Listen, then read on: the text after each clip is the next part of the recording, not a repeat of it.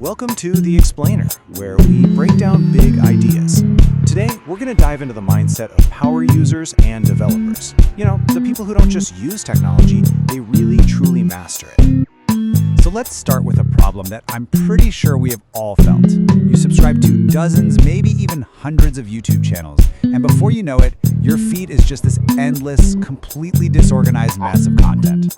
And yeah, it's a classic case of digital overload, right? You've got all this amazing stuff you want to watch, but there's just no good way to sort through the noise. So what's the first step most of us take to try and fix this? Well, when you've got a problem like this, the first instinct for almost everyone is to go look for a tool that can fix it.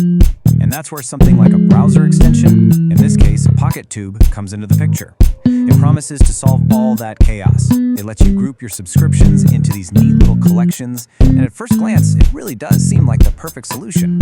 But this is where our story gets really interesting, because the tool, as great as it is, eventually hits a wall. And this right here perfectly illustrates that core difference between just a casual user and a real power user.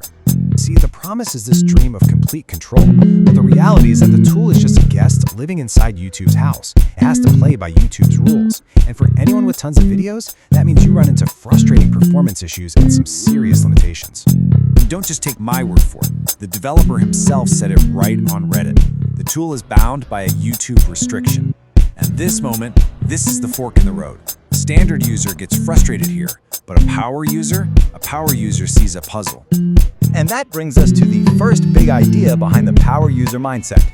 When the system you're using doesn't give you what you need, you figure out how to build your own system right on top of it. Now, to really get what this means, let's look at a slightly more technical example. But stick with me because it is a perfect illustration. So a developer on Reddit was using this backend service, Pocketbase. The problem? They needed their machines, their automated scripts, to be able to log in. But the whole system was only designed for humans who have email addresses. But instead of just giving up, another user jumped in with this absolutely brilliant workaround. They didn't just find some hidden setting, they literally bent the existing tools to create something totally new, what they called a pseudo API key system.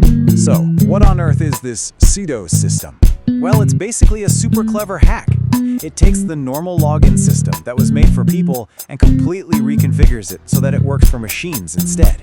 And here is the truly brilliant part. Look at how they repurposed features that were already there.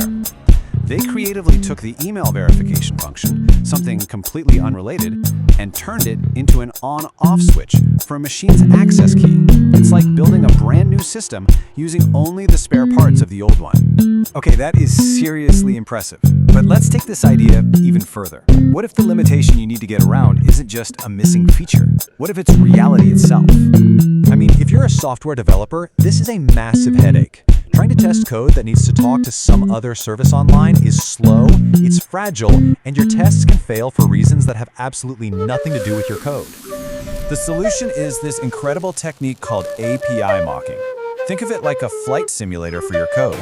Instead of your app calling out to the real, unpredictable internet, it calls a perfect, local simulation that you are in complete control of. This fake version gives you back exactly the data you want every single time. And if you look at the documentation for a popular testing tool like Jest, it's a surprisingly simple three-step process. First, you just point to the real piece of code you want to fake out. Then, you mock it, which basically replaces the real thing with a blank puppet that you can control. And finally, you become the puppet master. You tell that fake version exactly what to do and... Okay, so we've talked about organizing a messy YouTube feed, we've talked about getting machines to log into human systems, and even faking the internet itself. What is the common thread that connects all of these stories? Well, it all comes down to this fundamental difference in mindset. A standard user looks for a pre-made tool to solve their problem. They ask, what app can I find? But a power user, they seek to understand the underlying system. They ask, how does this thing actually work? And they see those limitations not as a wall, but as the boundaries of a puzzle that they need to solve. And that's really the heart of it, isn't it? True digital mastery isn't about which apps you have on your phone. It's about understanding the digital world we use every single day so well that you can make it do what you want, not just what it was originally designed for. So that's our explainer for today. The takeaway is to start looking past the surface of the tools you use. Start asking what makes them tick. You might just find out you're a lot more powerful than you think. The only question left is, what system will you bend next?